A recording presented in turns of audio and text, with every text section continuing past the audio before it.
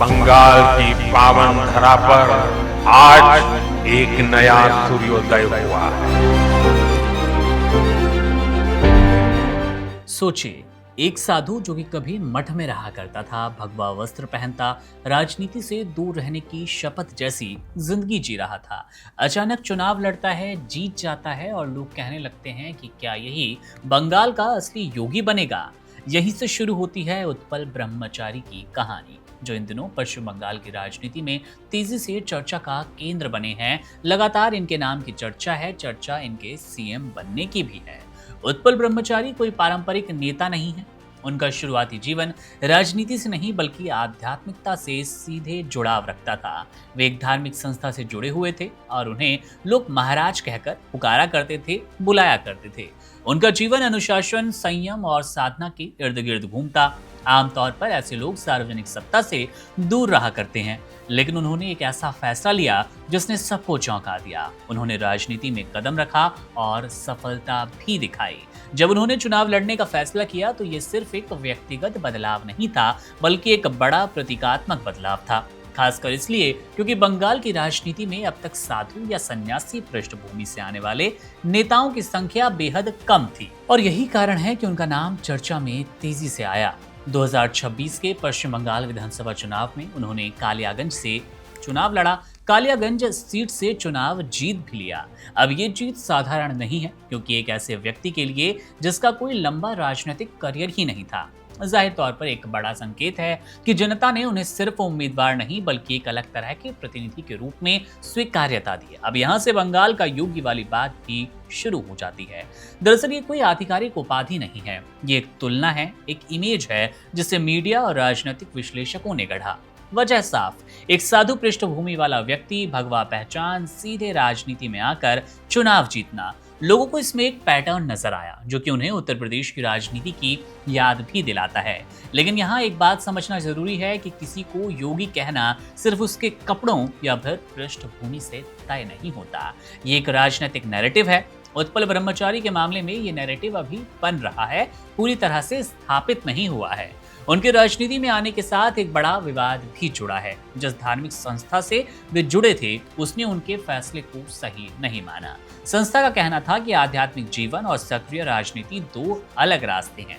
इसके बाद उन्हें संस्था से अलग कर दिया गया। ये घटना भी उनके नामों को सुर्खियों में लाई थी और वे काफी यहाँ पर किरकिरी झेलते भी नजर आए थे। अब सबसे महत्वपूर्ण बिंदु ये है, सवाल ये है कि मुख्यमंत्री के नाम की चर्चा कैसे तेज हुई और आखिर मुख्यमंत्री की चर्चा हो ही क्यों रही है। इसका सीधा सा जवाब है राजनीति में संभावनाएं और रणनीति। उनकी जीत के बाद कुछ लोगों ने उन्हें एक संभावित बड़े चेहरे के रूप में देखना शुरू कर दिया, खासकर उन लोगों ने जो कि बंगाल में एक तरह के राजनीतिक दिशा की कल्पना करते हैं, एक अलग ही तरह की राजनीतिक दिशा सोच रहे हैं। हालांकि वास्तविकता ये है कि अभी वे सिर्फ एक विधायक हैं। मुख्यमंत्री बनने की कोई आधिकारिक घोषणा या फिर स्पष्ट संभावना सामने नहीं आई। लेकिन राजनीति में धारणा भी उतनी ही महत्वपूर्ण होती है जितनी वास्तविकता। जब किसी नेता को एक खास इमेज के साथ पेश किया जाता है तो वो धीरे धीरे लोगों के दिमाग में अपनी जगह बना लेता है, और यहाँ पर उत्पल ब्रह्मचारी जी के साथ भी ऐसी ही संभावनाएं नजर आ रही है, बनती दिख रही है।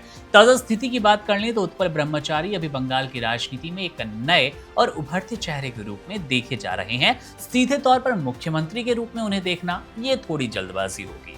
अब ये उन नेताओं में शामिल हो गए जिन पर आने वाले समय में नजर रखी जाएगी। उनकी हर गतिविधि, हर बयान और हर कदम अब ज्यादा ध्यान से देखा जाएगा। उनकी सबसे बड़ी ताकत उनकी अलग पहचान है। जहां बाकी नेता पारंपरिक राजनीतिक पृष्ठभूमि से आते हैं, वहीं वे एक आध्यात्मिक जीवन से निकल कर आए। ये बात उन्हें भीड़ से अलग करती है, लेकिन यही चीज उनके लिए चुनौती भी बन जाती है, क्योंकि अब उन्हें ये साबित करना होगा कि वे सिर्फ एक प्रतीक नहीं हैं, बल्कि एक प्रभावी नेता भी हैं।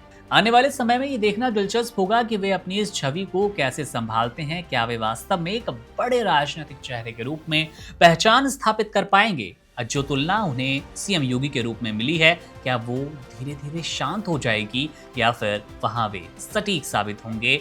फिलहाल इतना जरूर है कि एक साधु से नेता बने इस व्यक्ति ने बंगाल की राजनीति में हलचल जरूर पैदा कर दी। उनकी सबसे बड़ी ताकत है उनकी अलग पहचान। जहां बाकी नेता पारंपरिक राजनीतिक पृष्ठभूमि से आते हैं, वहीं पर वे आध्यात्मिक जीवन से निकलकर अपनी पहचान बना रहे हैं। अब ये बात उन्हें भीड़ से अलग करती है, लेकिन यही चीज उनके लिए चुनौती भी बन सकती है, क्योंकि अब वे साबित करने के लिए मजबूर होंगे कि वो सिर्फ एक प्रतीक नहीं है बल्कि एक प्रभावी नेता भी है। जाहिर तौर पर देखना दिलचस्प होगा आने वाले वक्त में कि वे अपनी इस छवि को कैसे संभालेंगे। क्या वे वास्तव में एक बड़े राजनीतिक चेहरे के रूप में अपनी पहचान स्थापित कर पाएंगे, या फिर ये चर्चा धीरे धीरे शांत हो जाएगी। अभी तो ये कहना जल्दबाजी होगा, ये तय भी नहीं है। फिलहाल इतना जरूर है कि एक साधु से नेता बने इस व्यक्ति ने बंगाल की राजनीति में हलचल तेज कर दी है, और यही कारण है कि लोग रुककर उनकी कहानी पढ़ रहे हैं, समझ रहे हैं, ये जानने की कोशिश कर रहे हैं कि आगे होने क्या वाला है। जाहिर तौर पर बीजेपी का कमल जब बंगाल में खिला है तो अब कुछ बदलाव, कुछ बड़े चेहरे, कुछ बड़े नाम देखे जाएंगे। पश्चिम बंगाल विधानसभा चुनाव के नतीजों ने भारतीय राजनीति के फलक पर एक ऐसी इबारत लिख दी जिसे दशकों तक याद रखा जाना है। दिल्ली स्थित बीजेपी मुख्यालय में उमड़ा वो कार्यकर्ताओं का जनसैलाब जो कि 4 मई के दिन नजर आया था, और इसके साथ साथ दीनदयाल उपाध्याय की प्रतिमा पर किया गया माल्यार्पण केवल एक जीत का जश्न नहीं था बल्कि एक वैचारिक बदलाव का भी प्रतीक था। शुरुआती रुझानों के तनाव को पछाड़कर बीजेपी ने जिस तरह से बंगाल की सत्ता की दहलीज पार की, वो राजनीति में धैर्य और सटीक रणनीति की एक बड़ी जीत है। जनता ने दशकों के सियासी गतिरोध और तुष्टीकरण की राजनीति को नकारते हुए विकास और राष्ट्रवाद के पक्ष में अपना स्पष्ट मत दिया है, अपना फैसला सुनाया है, और क्रांतिकारी जनादेश ने टीएमसी को खाड़ फेंका। जाहिर तौर पर यह जीत बंगाल के राजनीतिक इतिहास में एक बड़े प्रस्थान बिंदु के रूप में देखी जा रही है। लंबे समय तक बंगाल की धरती पर जिस तरह का राजनीतिक माहौल रहा, उसमें हिंसा, प्रशासनिक मशीनरी का दुरुपयोग एक बड़ी चुनौती था। प्रधानमंत्री नरेंद्र मोदी के विकासवादी विजन, अमित शाह के संगठनात्मक कौशल ने बंगाल को बीजेपी की पहुंच पर ला दिया। बंगाल के हर बूथ तक अपनी पहुंच बनाई, और ये चुनाव केवल 2 दलों के बीच पे एक मुकाबला भी नहीं था बल्कि ये अस्मिता और सुशासन के मुद्दे पर लड़ा गया वो युद्ध था जिसमें बीजेपी की प्रचंड जीत और टीएमसी को उम्मीद से भी बुरी हार मिली। मतदाताओं ने ये स्पष्ट कर दिया कि अब वो डर और भ्रष्टाचार के साए में नहीं रहेंगे।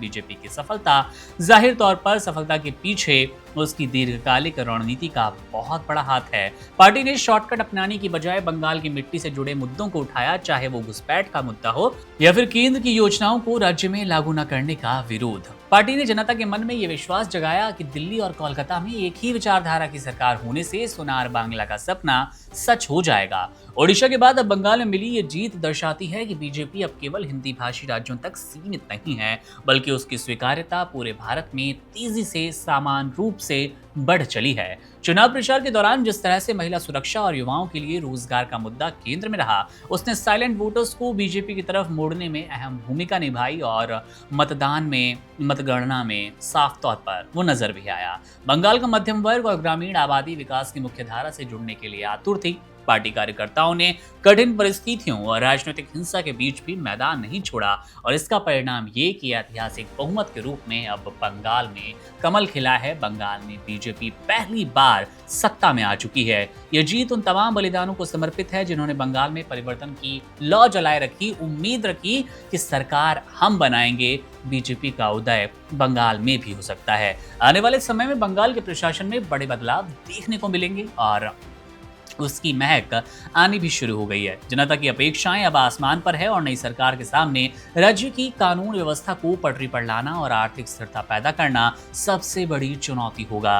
बंगाल की इस चुनावी क्रांति ने पूरे देश को ये संदेश दिया कि लोकतंत्र में जनता से बड़ा कोई नहीं होता, और जब परिवर्तन की लहर चलती है तो पुरानी जंजीरें टूट जाती है। इनका टूटना निश्चित है। ये एक नए अध्याय की शुरुआत है जहां से राजनीति का आधार हिंसा नहीं बल्कि संवाद और विकास होगा। बहरहाल देखना दिलचस्प होगा कि बीजेपी को जिस बंगाल की जरूरत थी, बंगाल को जिस बीजेपी की जरूरत थी, ये दोनों सपने तो सच हो गए, लेकिन इसके मायने, इसकी सफलता आने वाले दिनों में तय होनी है। कितना सफल होता है बीजेपी का ये सपना, कितना सफल होता है बंगाल का सपना, नजर हमारी रहेगी बंगाल की राजनीति में। आपको अपडेट देते रहेंगे। मेरा नाम है मुकुंद, आप बने रहिए वन इंडिया के साथ। शुक्रिया। Subscribe to One India and never miss an update. Download the One India app now.